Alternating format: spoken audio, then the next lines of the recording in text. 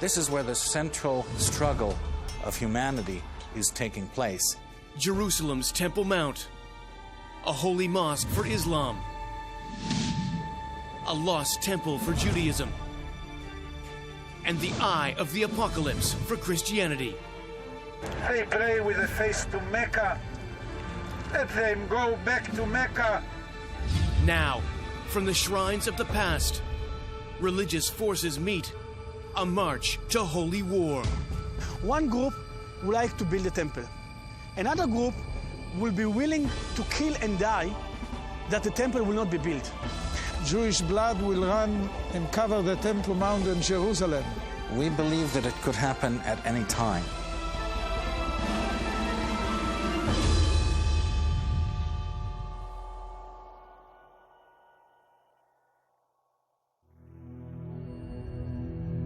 February 24th, 2012. Rioting on Jerusalem's Temple Mount.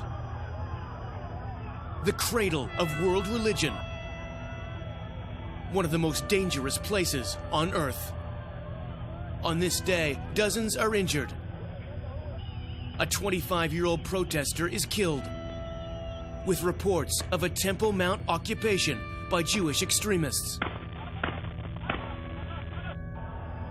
Israel and the Middle East is one step closer to conflict. Some Muslims see an occupation as an act of war, threatening their holy shrines, the Dome of the Rock, and Al-Aqsa Mosque.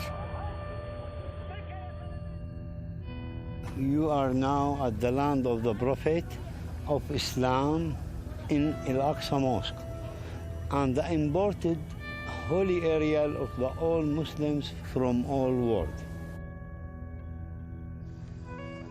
But many Jews say the mount belongs to them, the site of Judaism's temples of the past. The Muslims have Mecca, they have Medina, and a distant third, they have Jerusalem. But for us, there's only Jerusalem. That's the direction we've always prayed towards. It's the direction that's always been in our hearts. And that's where it is. The Temple Mount is it. It is the only building chosen by God as his building. This is what we call the house of God. Some believe they will return, a destiny revealed in ancient prophecy. And then there's Ezekiel, who explains the third temple. In fact, the third temple is all based on the vision, the prophetic vision of Ezekiel. Exiled from Jerusalem 6 centuries before Christ, Ezekiel was a prophet of Babylon, foretelling the destruction of Solomon's first temple and revealing blueprints for the future. Rabbi Chaim Chlorfine is an expert on Ezekiel's cryptic vision. It turns out that the teaching of Ezekiel, the vision, is extremely complicated, hard to understand, and there really never has been much of an interest in it. It's been neglected because of its difficulty. Ezekiel's manuscripts are now critical tools, and not only for Jews. There are various groups of Christians who read and interpret Scripture more literally than others, and they would read portions regarding the end times as being things that have to happen on earth in order for the reign of God's kingdom to actually come. According to one reading of Scripture, one of the things that will have to happen before the second coming of Christ is the rebuilding of the temple. It is a roadmap to conflict, a story close to the heart of millions around the world.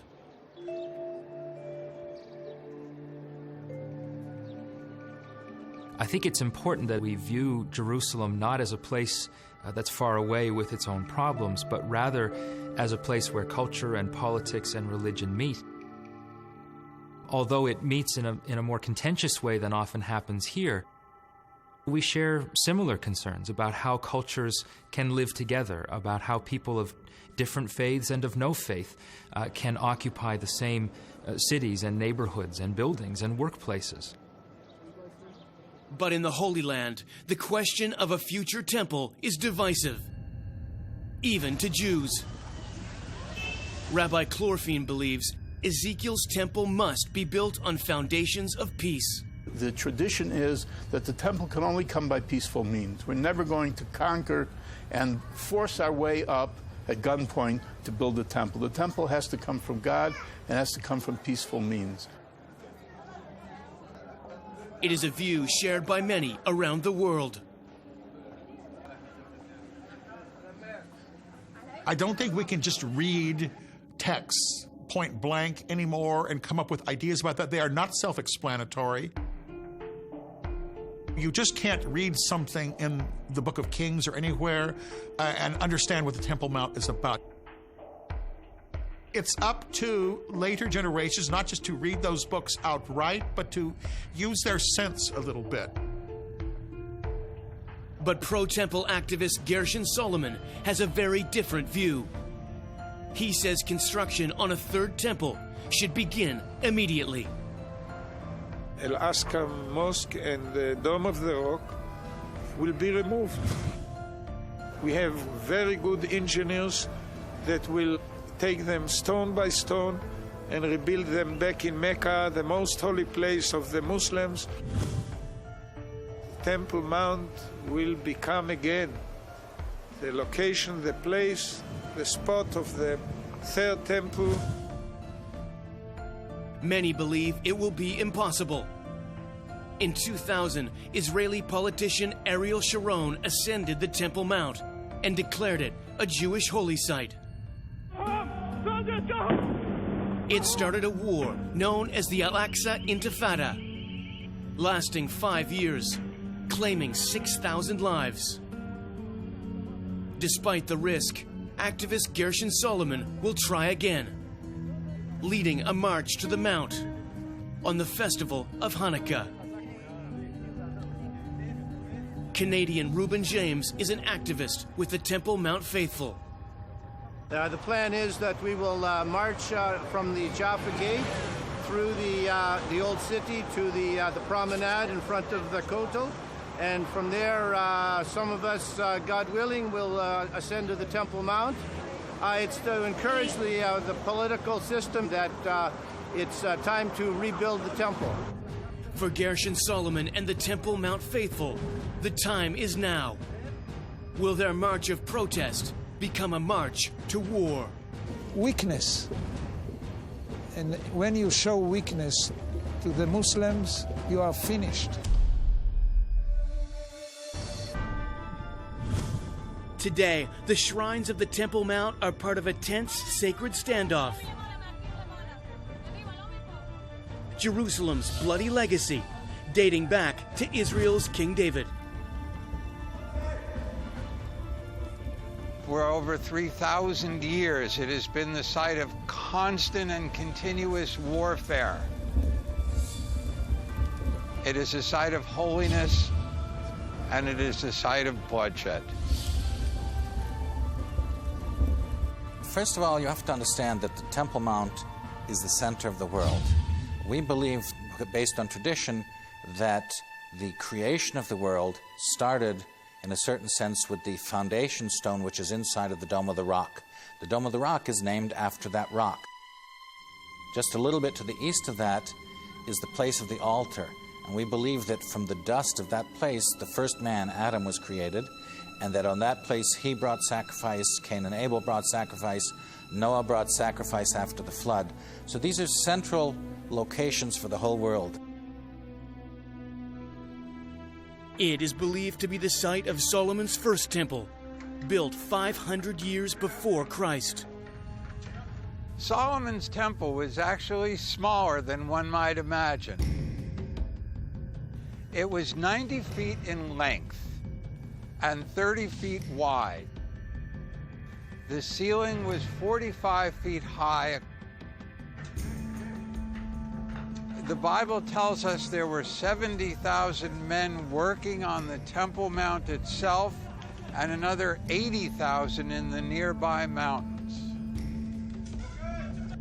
It was destroyed by Babylonian forces centuries later.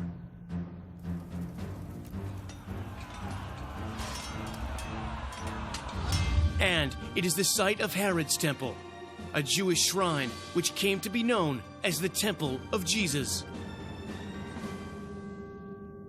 Some 16 years before the birth of Jesus, King Herod decided to rebuild the Second Temple. His construction effort was massive. The Temple of Herod, he was a great builder, so he invested a lot of work in the temple itself and rebuilt it.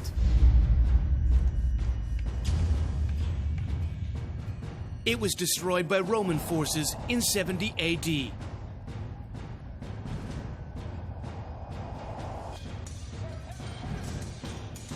Well, the destruction of the Second Temple is part of Jewish religious life. We know a lot of information on this major event, which is the most traumatic event in the history of the Jewish people. The Romans came straight to Jerusalem, and this area was one of the centers of the battleground between the Romans and the Jews. As after conquering the temple, which is behind me, they went into the so-called upper city. Suddenly, the lack of a temple changed Judaism completely. After the battle, the Roman legions dismantled and destroyed Herod's temple. They cast the stones down the walls. They broke and burned and damaged as much as they possibly could to wipe out any memory of the existence of the temple.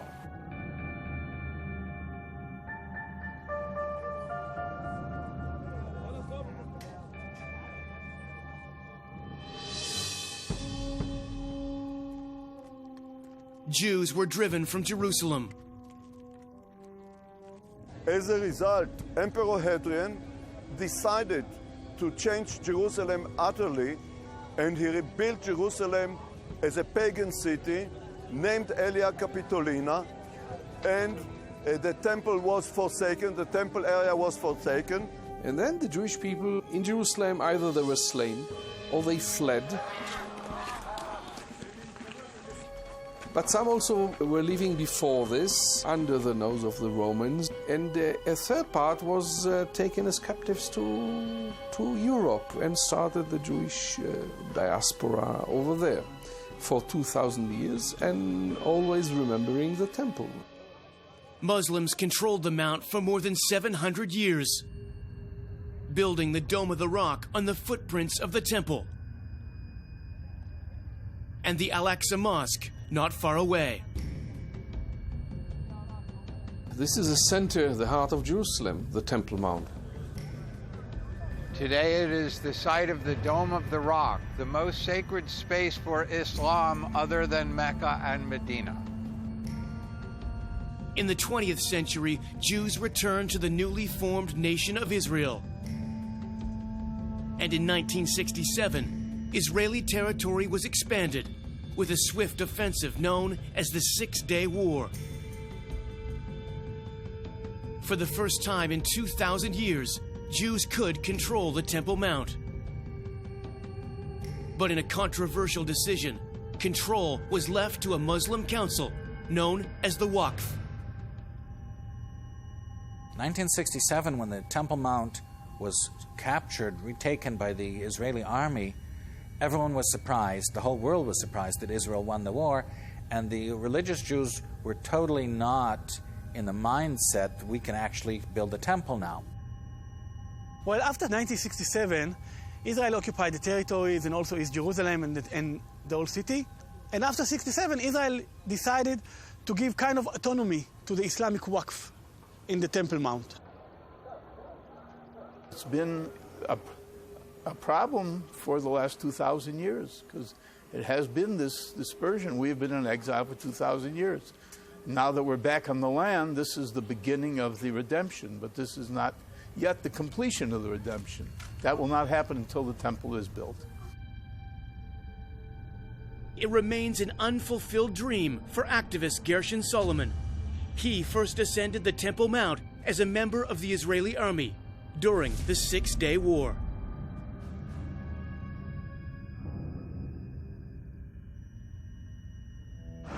This is a special time in the history of Israel, when pressure is coming from all the world on Israel to give away the land of Israel, to divide the land, to found a foreign Palestinian state of terror in the midst of Israel. Now, he wants to see the Dome of the Rock removed and the temple rise again. My movement decided in the year 1990 to start the process of the rebuilding of the temple by preparing cornerstone for the third temple. We wanted to show that our campaign is a practical campaign.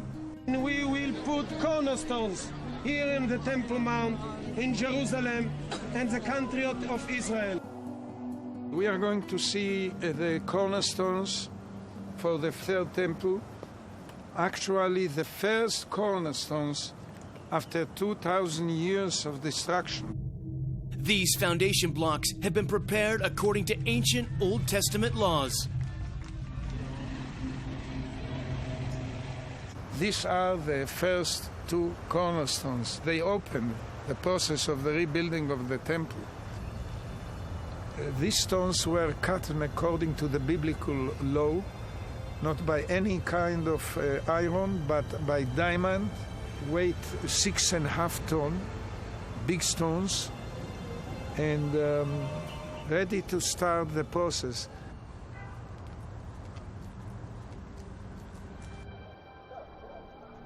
Today, Jews are permitted to visit the Mount, but face constant surveillance. Prayer and spiritual life is strictly prohibited. Activists say it's an insult to their faith, and they say the Israeli government has failed them. Now, Rabbi Felix Rogan is vowing to do something about it. He's begun preparations for the temple's spiritual life, the sacred vestments used for priestly sacrificial offerings. So the four garments are the tunic, called a katonet, the avnate, the belt, the mechnasayim, which is the pants, and the hat, which is called a migbat. Now, the way it is woven is a very special way. First of all, the Bible tells us that it's called a katones tashbeitz. A tashbeitz means the setting, like the setting of a diamond. And so the weave, you can see, is not a flat weave. Rather, it has holes which are reminiscent of the setting of a diamond. And the Talmud explains weaving as opposed to sewing. The trousers, you can see there's no seam in the crotch, no seams on the side, no seams in the front, no seams in the back. This came off of the loom as a pair of pants. Now, you'll ask anyone who does weaving, and they would tell you this is not simple. And Rogan's prototypes for temple finances, the future currency of Ezekiel's temple. So these are the reproductions of the coins that were minted while the temple was standing. The shekel is the larger one, and the half shekel, which was minted for the temple tax.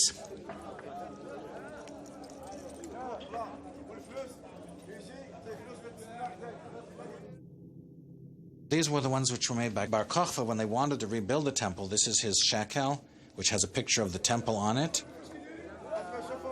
And the zuz, which is a quarter of a shekel, which has the trumpets on it, which were used in the temple.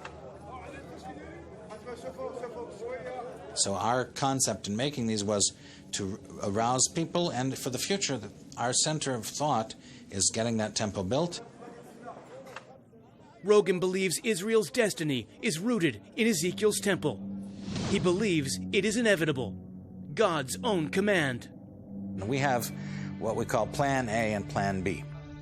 Plan A is when the Prime Minister realizes the importance to him and to the world of rebuilding the temple, and he gives the order, and it happens in an orderly fashion. That's plan A.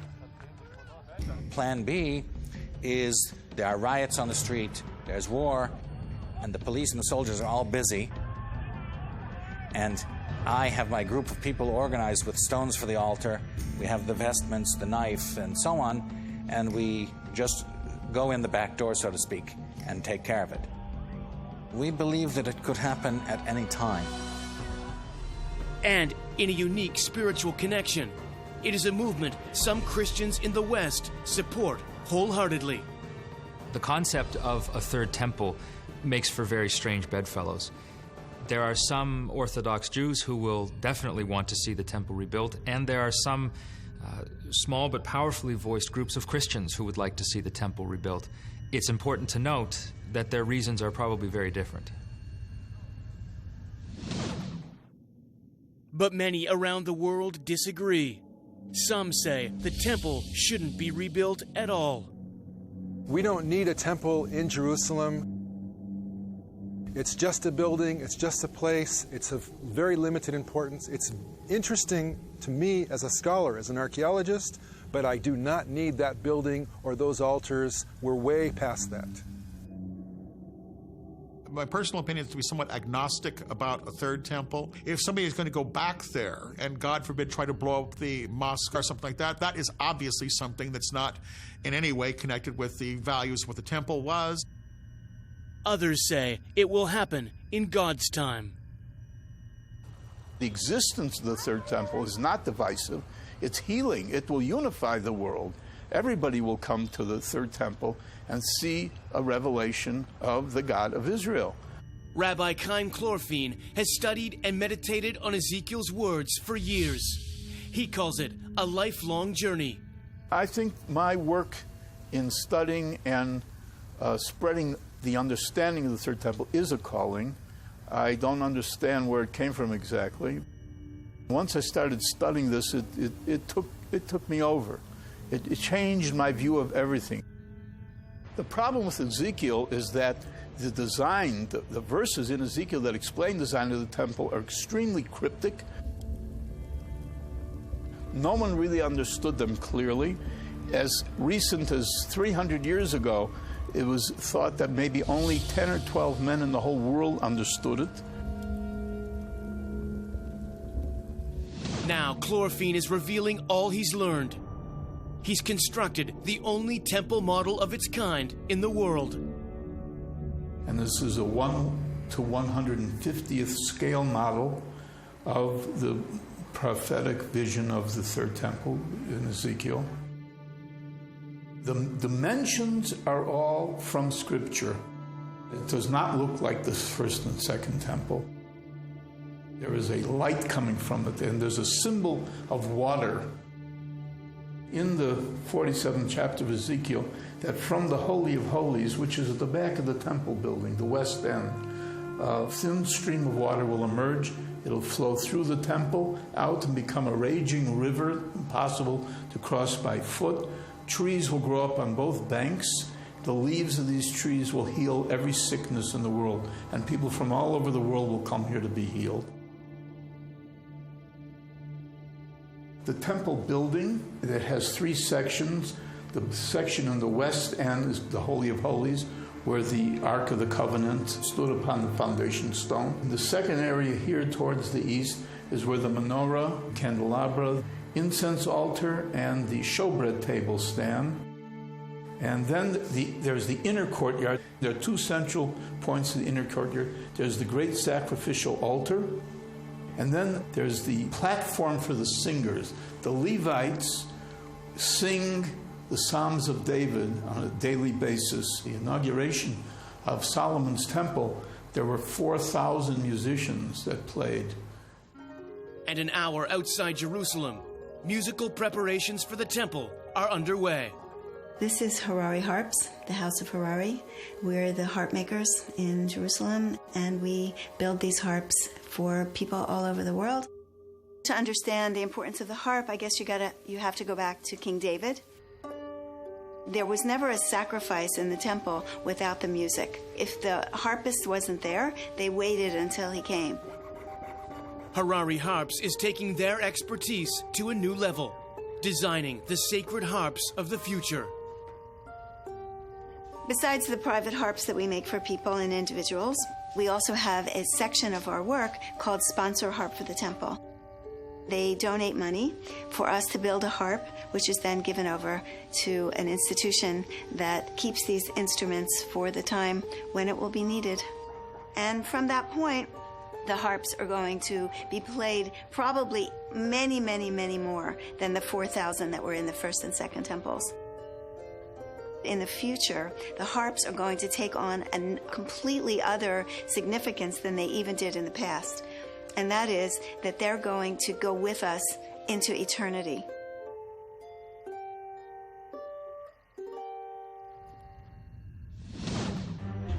Jerusalem is closer than ever to all-out war, with the Temple Mount at the center of conflict. Jews say this was the site of the temples of the past and the future. But Muslims say the temples never existed at all. Just another ploy to illegally expand Israel's borders.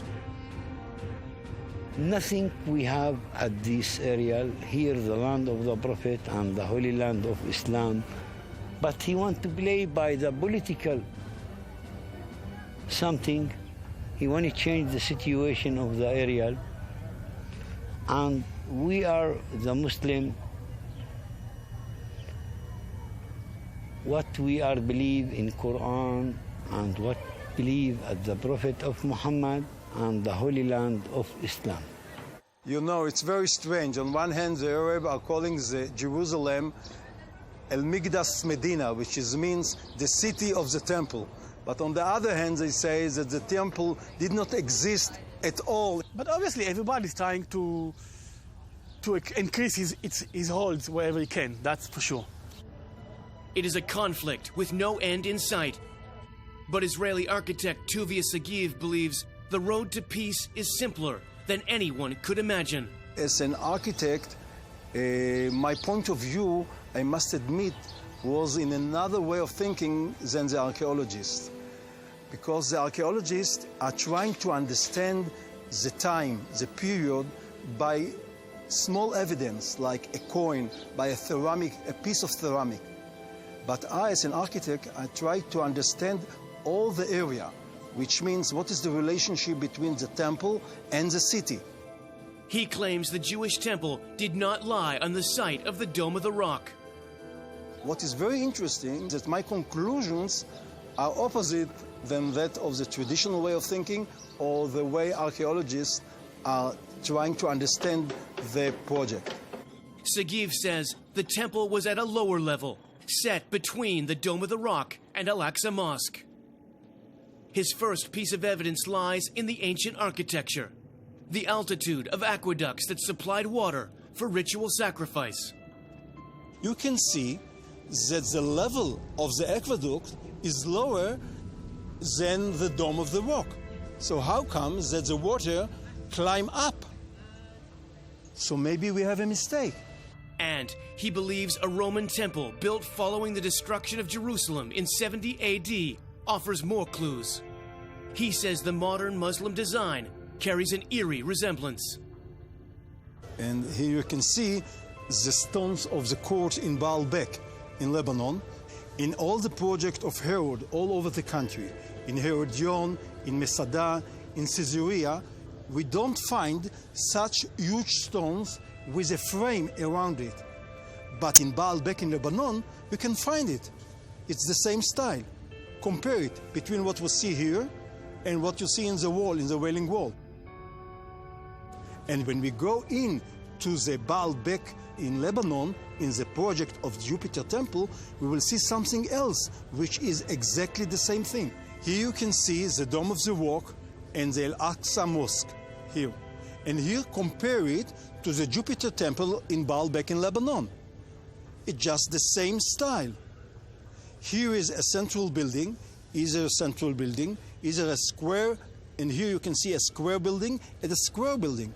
So maybe what we see here in Jerusalem is the Jupiter Temple. When you put them side by side, you can see this the same project, the same architect. Came to the conclusion that it's impossible to put the temple on the Dome of the Rock. The only place which makes sense is to put it between the Dome of the Rock and the Al-Aqsa Mosque, in between, here. And what is very strange, as I told you before, that it's exactly vis-a-vis the Wailing Wall. Finally, he cites the importance of the Western Wall in Jewish spiritual life. Under his theory, this wall would be the closest point to the temple's most sacred room, the Holy of Holies. Jewish people came just specific to this point to pray. Why here? Maybe somebody knew that this is the right place to stand and pray as close as possible to the Holy of Holies. It is a bold solution, putting 2,000 years of warfare under scrutiny. But in the spiritual and archaeological world, Sagiv is rejected outright. The theories of Tuvia Sagiv are all baseless. They cannot hold water. First of all, because there is no resemblance in the architectural features, and number two, the many Second Temple period remains. There is no reason to look for the temple elsewhere but where today the Dome of the Rock is standing. When examined in the light of day by somebody who knows all of the facts and has time to think about them, nobody gives any credence to Tuvia Sagiv's theory at all. The political meaning of my solution is that maybe we don't have to fight and we don't need any wars between the Jewish people and the Arabs. They say it's too simple. You solve the problem. We need a fight. We want war. It's too good to be true. But I continue on to believe that this is the solution. As for Gershon Solomon's views on Sagiv's vision of peace, absolutely not. On the Temple Mount cannot be any other house of prayer or even any regular house, just the house of God, the temple of God. Now, Solomon is leading his flock on a path to conflict, an ascent at Jerusalem's Temple Mount. But first, they seek inspiration at the site of one of Judaism's greatest victories. We just left Jerusalem. We're headed west towards the city of Modi'in, which is where the Maccabees originally started their revolution against the Hellenists and the Greeks some 2,500 years ago, approximately. They arrive at the sacred Maccabean tombs, lighting a menorah, symbolizing Jewish victory and the cleansing of the temple. The holiday revolves around the miracle that happened, that the oil lasted for 8 days when it only was supposed to last for 1 day. I said the prayers, when you light it, there's a prayer that we're commanded to light the candle, and that the miracles that occurred then should occur for us today.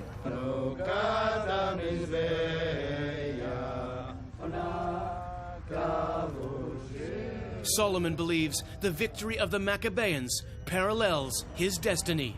And we are in a very similar time of the Maccabees, when the biggest empire of that time, the Greek Empire, persecuted the people and the land of Israel and controlled it. They pray with a face to Mecca. Let them go back to Mecca. This is not their land. They have enough 22 countries. And I want to tell you, we are strong with God. We know that time is short. Redemption will come only from Jerusalem, from the Temple Mount. Now Solomon's team boards buses, heading for the epicenter of world religion. The next step, we are going on the track of the Maccabees to Jerusalem, and we shall march, which is a short way, to the Temple Mount. But as they inch towards conflict, a revelation.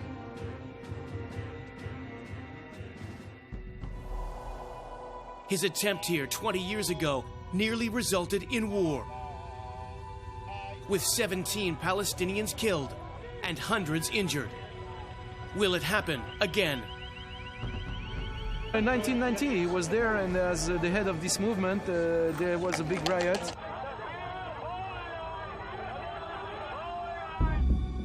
You have to understand that although the area is so quiet and people are walking and so on, this is a very dangerous place. Because if somebody will do here a mistake, maybe a third world war will approach from this point.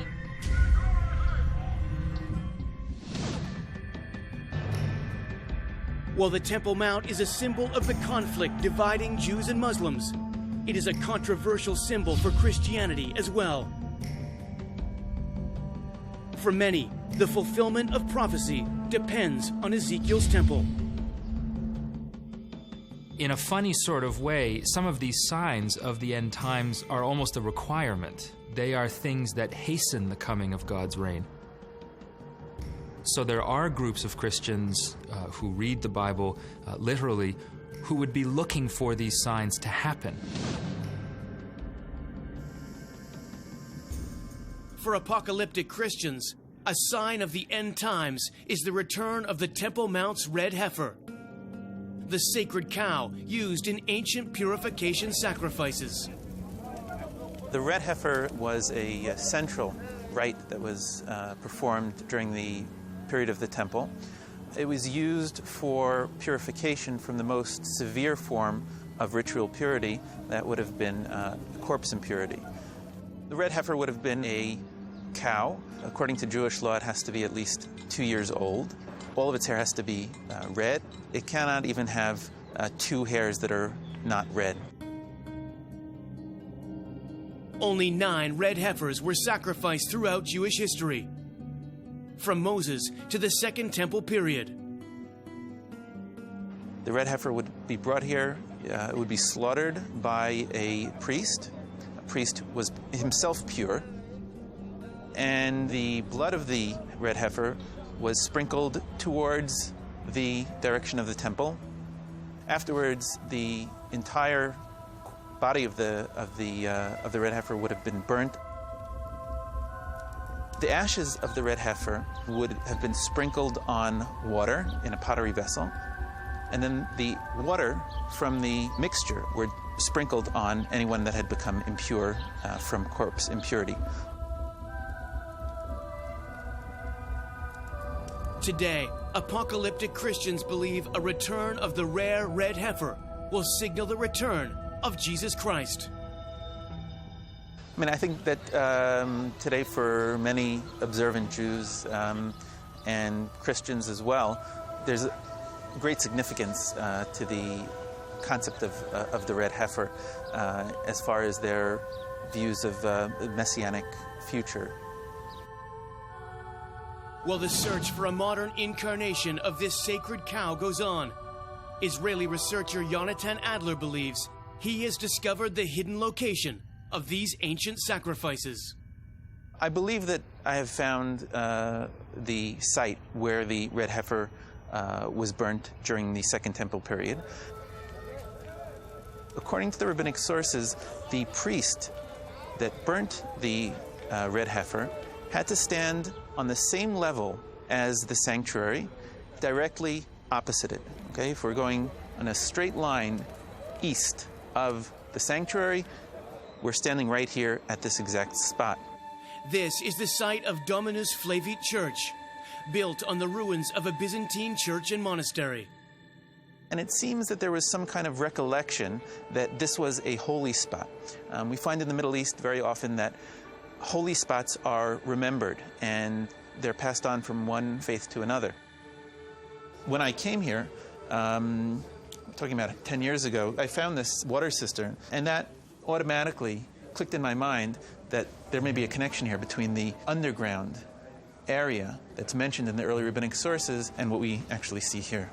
There would have been a Jewish ritual bath that may be actually underneath this courtyard. The archaeologists that excavated here about 50 years ago never got beneath this level. So we very well have the ritual bath beneath where we're standing. And the site where the wooden pyre was built for the burning of the red heifer, according to my estimation, would have been right here on this courtyard. While Christians continue to wait, a mile to the west, Gershon Solomon is counting down to confrontation. A dangerous march towards Jerusalem's Temple Mount. On the bus, Temple Mount faithful activist Baruch Ben Yosef knows the dangers they will face. Anyone who is not a Muslim who tries to pray on the Temple Mount or perform any kind of service to God that is not connected to the Muslim religion is going to find himself removed physically from the Temple Mount by the police, possibly arrested, possibly even prosecuted. So being that that's the official policy of the Israeli government and authorities, that's our main obstacle.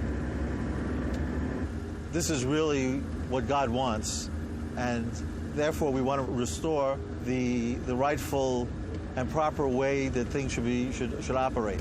In other words, in the time of Solomon, when he built the first temple, it was probably the greatest era in world history. And we want to restore that because we know that's the right way.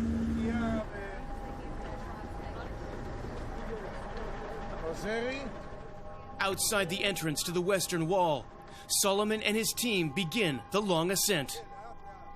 Canadian Reuben James is honored to be part of this international story.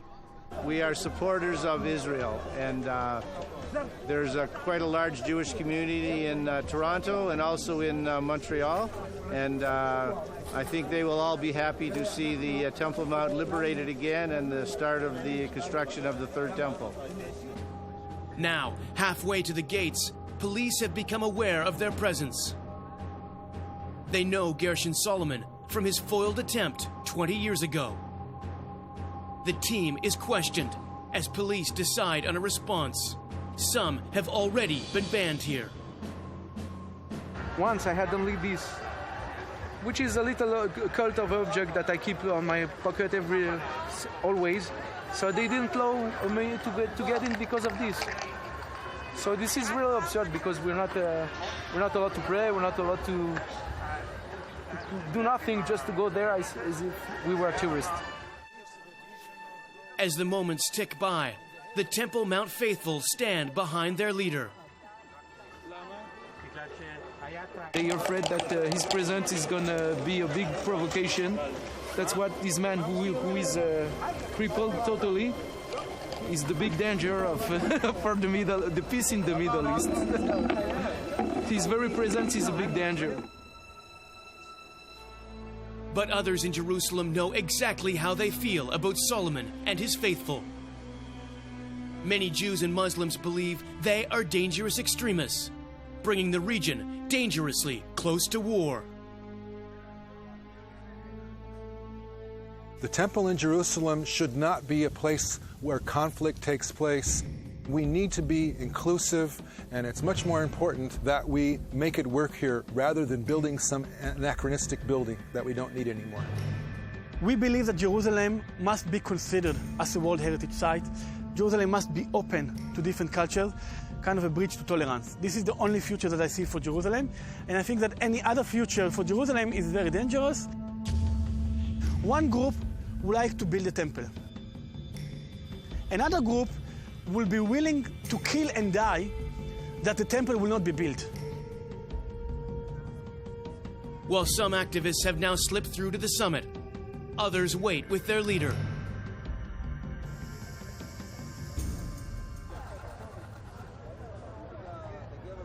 Finally, a decision is reached.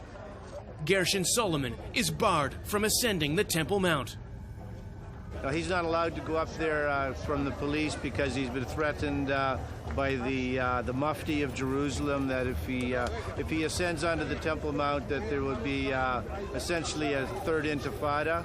And as you know, the second intifada was after Mr. Sharon ascended onto the Mount. So it's more or less threats from them of the same nature. So the police, in order to keep things under a low boil, do not allow him up there. For Solomon, it is just another chapter in a quest his own nation has labeled extremist. We are living in a time of bureaucracy. They control everything in our life because weakness of our leadership, okay? Because the Mufti, the leader of the Muslims on the Temple Mount, warned them, if Gershon Solomon will go up on the Temple Mount, Jewish blood will run and cover the Temple Mount in Jerusalem. But opinions from around the world vary. With all the respect to your belief or to somebody's belief in the temple, there's other beliefs and other reality. So the question is, can we separate between our belief and continuing the life of Jerusalem? When will we rebuild the temple is when the Arabs ask us to rebuild the temple. When they come, they're going to have a vision and revelation of Allah. That's God. We all have the same God. And it's not going to be divisive. What Jews have always had to account for and always have to be aware of is to succumbing to despair. If they were to do that, the game would be over. They always have to keep up hope. Whatever the great destructions we've had, there has always been a Jewish movement, never to be overwhelmed, never to be consumed by the destruction, but always to find a way of hope, a new light, a new road out of that destruction. But Gershon Solomon claims he will not be silenced. My campaign will continue until the Temple Mount will come back to the Jewish people. And Rabbi Felix Rogan will continue preparations for temple spiritual life. A lot of people now, thousands of people, who are just waiting for the call or the opportunity or whatever it is to get down to basics and rebuild. But for others, Ezekiel's temple is a vision of peace. 7 times a day, in our official formal prayer services, we ask for the rebuilding of the temple. Now, if you would count the number of prayers that constitutes over the last 2,000 years, it's hundreds and hundreds of millions of prayers. It's billions of prayers. The Arabs will be there above with the Dome of the Rock and the Al-Aqsa Mosque, and we will be down below. We will find the Jewish ruins of the Jewish temple, and this is the best solution. I believe the temple still exists today, but not in a physical sense necessarily. In a sense, a physical place is not actually required. In a sense, we have each become the temple where God dwells. I think we'll move within the end of this 21st century when we're not around anymore. I think there'll be an informed group of people able to make good conclusions about that and work out some sort of thing that doesn't cancel out all the peoples who have lived in Jerusalem over the years and found inspiration from things. And they say it's too simple. You solve the problem. We need a fight. We want war. It's too good to be true. But I continue on to believe that this is the solution. After generations of deadly war, the religious conflicts of Jerusalem continue. With their march to the Temple Mount, Gershon Solomon perpetuates a legacy of violent occupation. But in the midst of bloodshed, hope continues to shine. From the lessons of Jesus Christ and Muhammad who walked this summit, to modern-day visionaries choosing a higher road and a greater calling at the holiest site on earth. I think the strife that we witness in Jerusalem is one that we can appreciate and be compassionate toward. I think the joy that we witness in Jerusalem is one that we can all share in. When you start seeing the future, which is within our grasp, the past of 2,000 years ago doesn't have the same power.